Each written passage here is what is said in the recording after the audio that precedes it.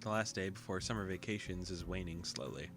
Science is the final exam of the trimester, and then we are free. Free. My voice cracked. Holy shit. The collective yearning for liberty is almost palpable in the classroom, even though the weather seems a tad cloudy. Might rain today. Who knows?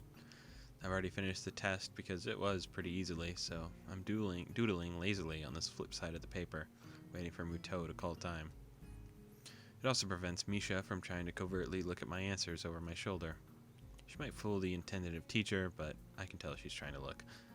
I guess it's her best bet passing the test. Doesn't make me feel any mercy though, so I just ignore and look around me. It's quiet. The only sounds in the classroom are the quiet shuffling of papers and Muto's constant coughing. It makes my awareness of my surroundings slowly drift to the backstage of consciousness, giving room to other things. Vacation, huh? Some people will stay at the school even over the holidays. Some will go back to their families. I don't know what to do. I should buy a train ticket for the trip back home, but I can't bring myself to do it. I bet I'm going to get a call from home again. Mom's going to pester me about when I'm coming back, and I'm not going to know what to answer. This is really lousy. In the current state of things with Rin, it feels that I can't just bail out of here and pretend we are through. And now, she has other problems of her own. I thought the exhibition opening would give her a breather, but I was sorely mistaken. The tangle just seems to thicken.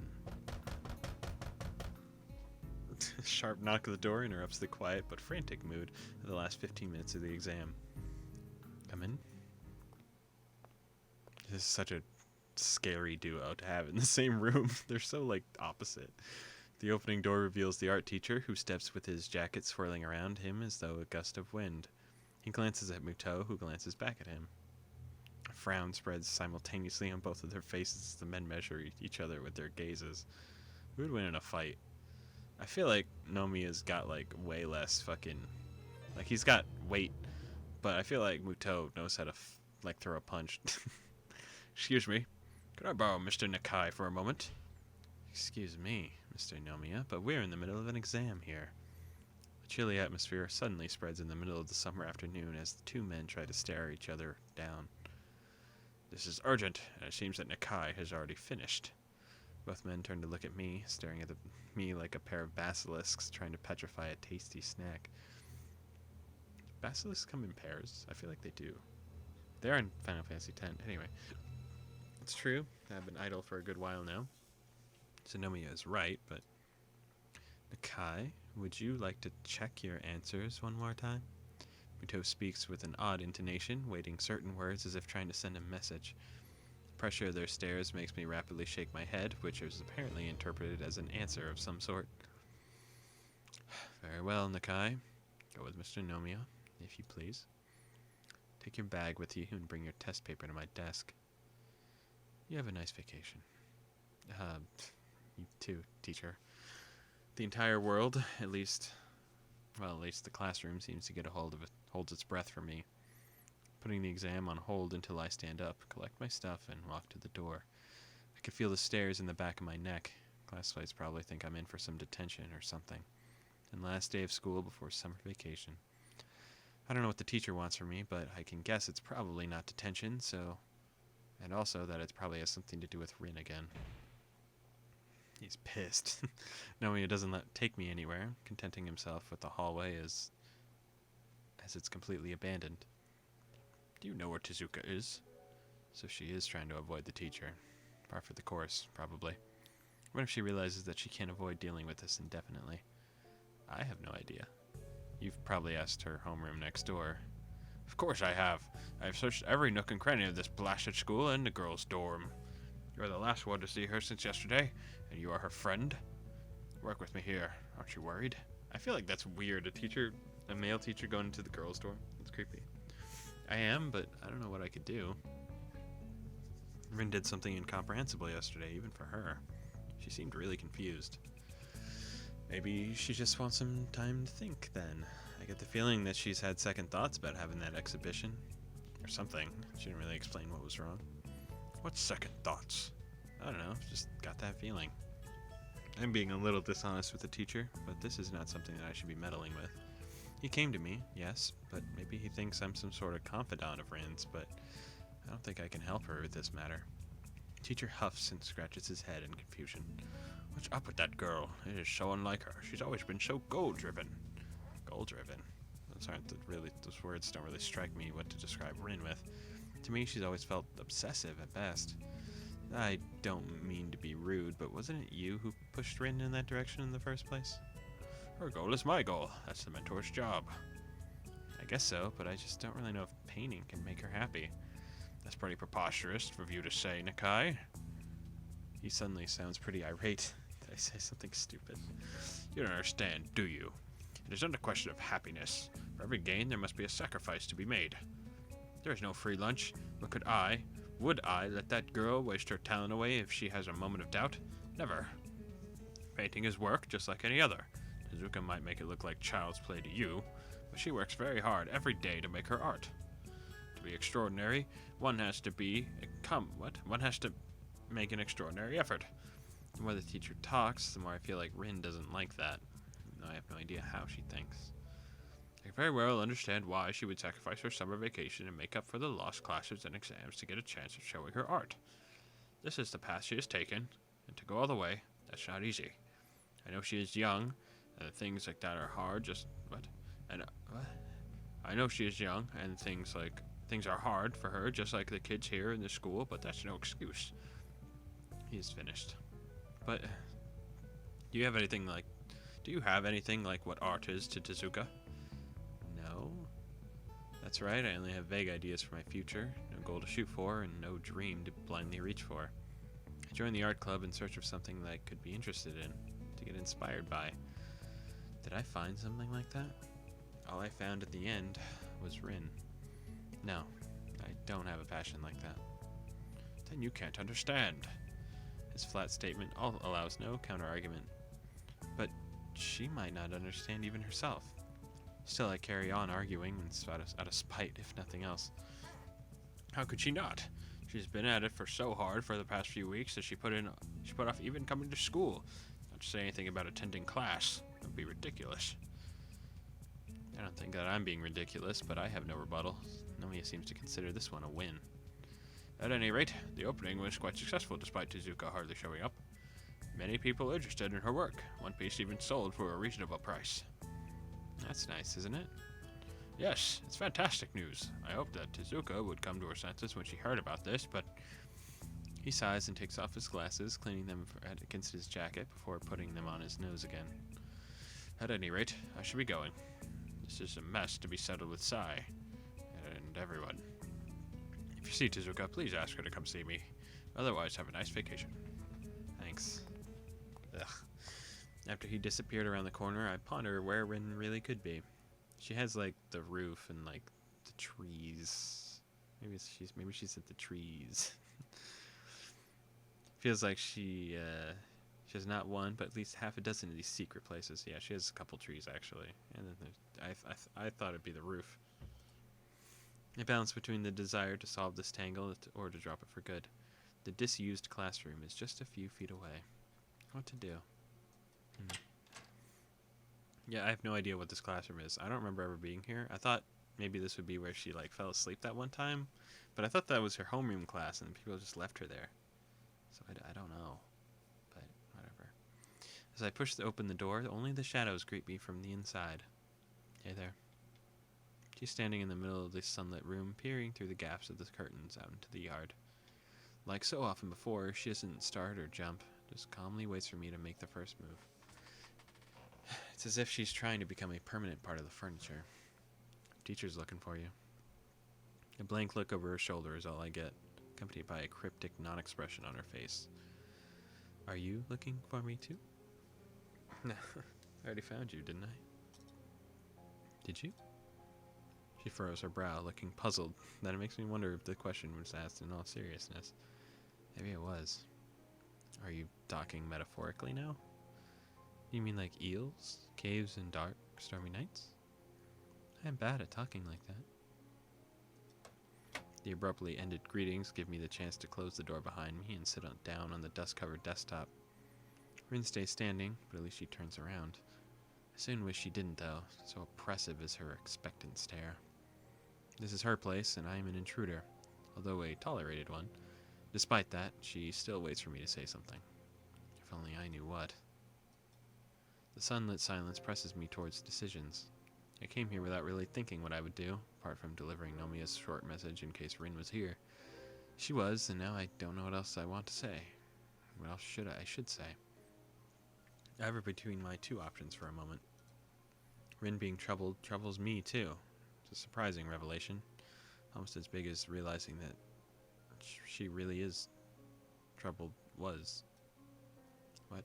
Nothing I can do would probably help, and I might partially be to blame too. Does that mean I should just wash my hands of her? Didn't think so. So, what's wrong? Nothing. She starts to turn away again, as if trying to physically exit a conversation she doesn't want to have. Rin, stop trying to dodge me, or I'll leave. Okay. Do you want me to leave? Are you still angry? Oh, she's so sad. It took us, or was it only me, 10 seconds to swamp the conversation into this. I wish we could erase the past, or failing that, forget all about it. I wish that for more than once in these last few months. Let's put that aside for the time being, alright? If you say so. I do. So, what's wrong? Sai and Nomiya were not too happy you just ran off yesterday. Left them in quite a pinch. I suppose the teacher wants some kind of explanation. Seemed like you just threw out everything you'd worked for, and I don't get why. Did I make a mistake? Me reprimanding her, flat answer, what? Me reprimanding and her flat answer go so much against the usual expectations and presumed interactions that it just might as well be someone else talking. Neither of us is like we used to be. This stiff, constrict feeling I get every time I look at Rin nowadays seems to be mirrored in my own behavior, her behavior. I hate things to go irreparably wrong. Ever since February, I have hated them. What can I say? Her question is trailed by a compelling, quizzical stare that makes me sigh and frown. Conversations nobody wants to have are the worst. I don't know. I mean, it's not the end of the world, but it probably was pretty stupid. She responds with a sigh of her own, although hers is not nearly as heavy as mine was. I just couldn't do it. But why? What's wrong? A pause, furrowed brow, a quiet voice. Let it be, Hisao. I don't think I can really explain it in a way that would make sense. Yeah, Rin doesn't want to have this conversation either. That may be for the better. But how rare of her to admit that even she has some kind of limits. I always thought Rin was all but ignorant of her tendency to get distracted.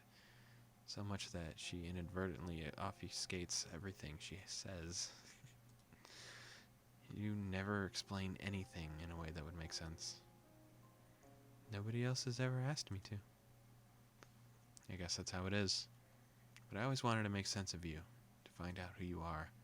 I still want to, can't you see? I know you can't, but I do. Is that why I keep this up? It pains you as much as it pains me. It's unlikely to be of any use to either. We did things and said things that can't be undone. It's as if you and me being close to each other just hurts us both.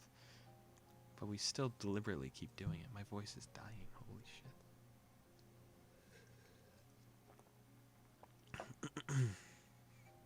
Isn't that silly? Even now, I can see how you force yourself to respond even though you owe me nothing.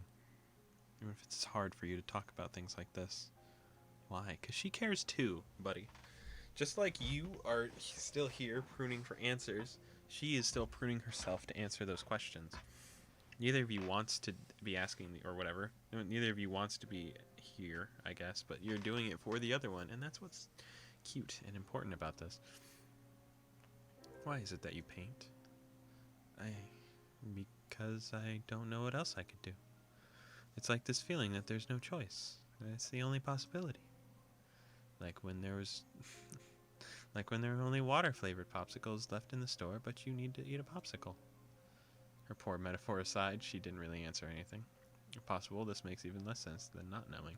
She just said, it's all she thinks she knows how to do, therefore she does it, sir. It didn't not make sense. But if you don't want to paint, I like that. You had to come to this school even though you probably didn't want to have a heart attack.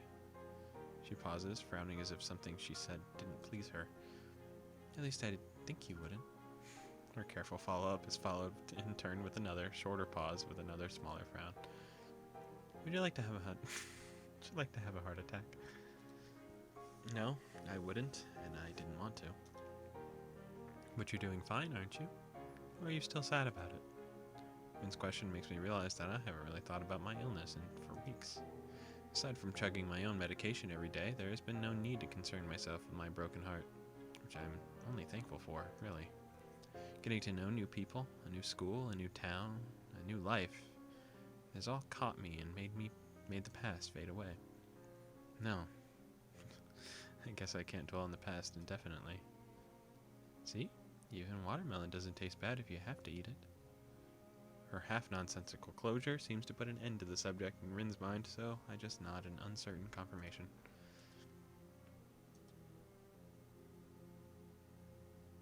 There are two kinds of silences, awkward ones that you want to break, and comfortable ones that you don't mind.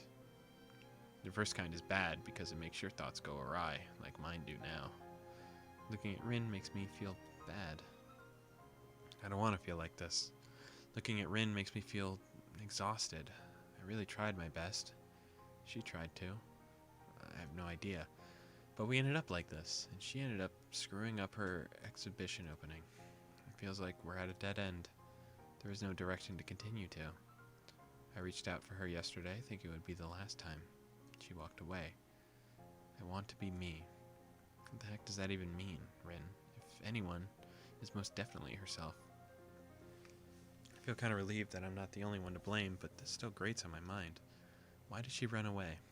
It doesn't make sense yesterday. It doesn't make sense today. The things she said feel like they should make sense, but they just don't to me. You know, about the things you just said. Which one of them? Painting? Sai said something like that to me before. Like a true artist does not paint because she wants to, but because she must. And I've been wondering about what she said. Why do artists have to paint? My question is probably pretty stupid. At least Rin looks at me in a blank way that seems to say so. I don't know. Am I an artist? Well, you paint stuff, and you have an exhibition too. I'd say you qualify. I think I still don't know, but okay. The thinking pause that follows seems to just last for half an eternity. Unlike most people, Rin doesn't flavor her thinking pauses by body language or saying like or anything. I've noticed that I might prefer her way, but the usual way even annoys me, even if people were so infatuated by the sound of their own voice that they just have to keep making some noise, even when they're just thinking what they could say next. It couldn't be me. I don't know what you're saying. Rin just comes from a full stop while she's thinking. It's disconcerting because reacting to people... Sorry, I just realized what I said. I'm on camera, bro. What the fuck? Rin just comes to a full stop while she's thinking. It's disconcerting because reacting to people spacing out is always hard, but she comes off as less obnoxious. I think I want to see someone to see what's inside of me. Not the way doctors and serial killers do. The way that doesn't make me feel lonely. This is what you call metaphorical, you see. Please don't lecture me about self-evident things. It's not self-evident that this is self-evident. So you present a painting to someone and expect him to magically see a glimpse of your soul. It's not like that. It's just like that, but not really. Don't you understand? I do, and I don't. You know, I feel a little bit of despair every time you ask that question. What question? About whether I understand you or not. She seems almost surprised by my clarification. Oh, it's not really a question. It's like one of those things that you don't have to answer. Rhetorical. Yeah, that's the word. A question that is not a question is a rhetorical question. How nice. That reminds me, it doesn't really make sense. What kind of question is one that isn't a question? A rhetorical one. What kind of answer is one that doesn't answer anything? Is that a rhetorical question? You're not funny. But if you don't like it, would you like me to say something else instead? I don't have any good ones, though. How about, your pants are on fire? This can be our secret language. Rin's honest-to-goodness silliness made twice more ridiculous by the fact that I know she's dead serious derails me like it always does. It's like some kind of safety lock to prevent me from becoming too much of a worrywart, dragging me even out of my own thoughts off the ground where they should be. Makes me smile confusedly, but on the inside, even though the corners of my mouth are not drawing into a grin, I'm still impressed by her ease of wrecking any attempt at being too serious. Could she, should she will so, what? And forget and ignore the things that bug her, things that bother her? Could she, should she will so, be free of whatever burden being her means? Or am I the only one who feels burdened by being myself? No thanks. But still, the times that I feel like I am on the same page as you are pretty rare. It feels like there's this huge gap. Sometimes you go to the other side and I don't have any way to reach you from where I am. It's like you're in some completely different place at times, even though you're right here. That's right. There is an insurmountable continuity. Insurmountable discontinuity as an imaginary glass that wall block. What is this sentence? There is an insurmountable discontinuity, an imaginary glass wall that blocks comprehension from happening. Those are bars in one sentence. There might be such a huge gap between any two people, but with Rin, it feels more tangible. Rin does not react to my thoughts, not to the ones I uttered aloud, nor the ones I did not. It's even worse with art. I'm not very good at art, I admit it. I joined the art club because I thought it would be interesting, and I guess it is. I like art. I like your art, too, but just like with you, I can't comprehend it. And I'm pretty sure nobody really can. This seems to worry her slightly. Don't say that. That's literally why she paints. Do you think so? Yeah, I guess the art is meant to be interpreted, not understood. That's how I'd put it. That's a sad thought. I guess it might feel like one. Does it make you feel sad for yourself? Rin thinks about this for a while and then shakes her head, surprisingly vehemently. First thing she focuses her eyes on afterward is me. Both of these things make me glad and relieved. That's good, isn't it? Anyway, you should go see the teacher and apologize properly. I think he's worried about you. Can you do that? This time she nods her head. Only it's not as vehement.